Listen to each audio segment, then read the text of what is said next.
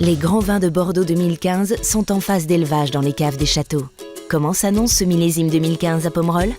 Pour le savoir, nous nous sommes rendus sur place en avril, pendant les dégustations de vins primeurs.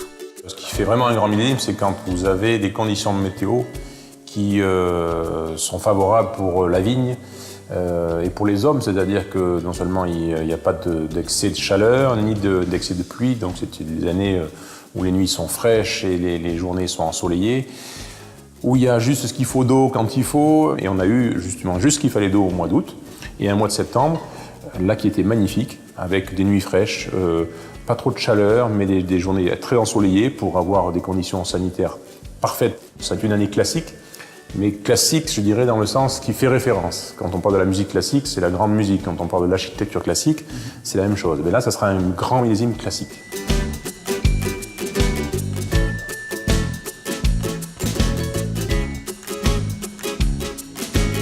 Il faut un hiver quand même relativement pluvieux pour que les réserves en eau se refassent. Ensuite, donc un printemps ensoleillé avec une montée en température progressive. Ensuite, il faut essayer au maximum d'avoir des périodes de chaleur, mais progressives, pour induire un stress hydrique progressif dans la plante, pour qu'elle puisse commencer à stresser.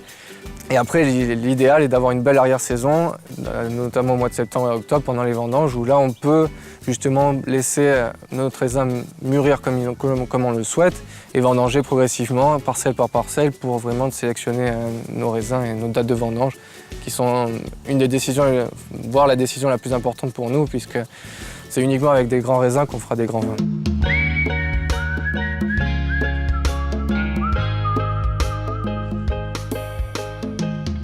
Avec des climats tempérés, atlantiques comme nous avons, le Merlot se trouve à son meilleur ici à Pomerol.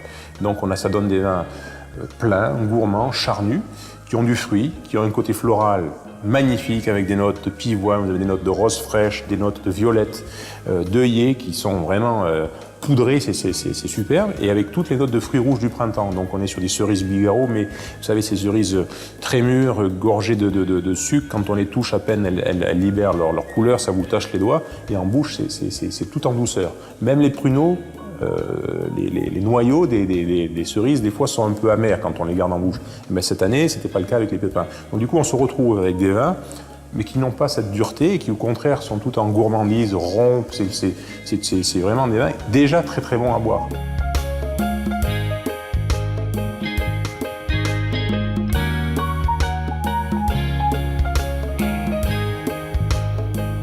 Une des grandes qualités de Pomerol en général et de Beauregard, c'est que c'est des vins qui sont des vins de garde et qui se bonifient énormément avec la garde et qui ont une complexité aromatique sur des notes vraiment très intéressantes de truffes.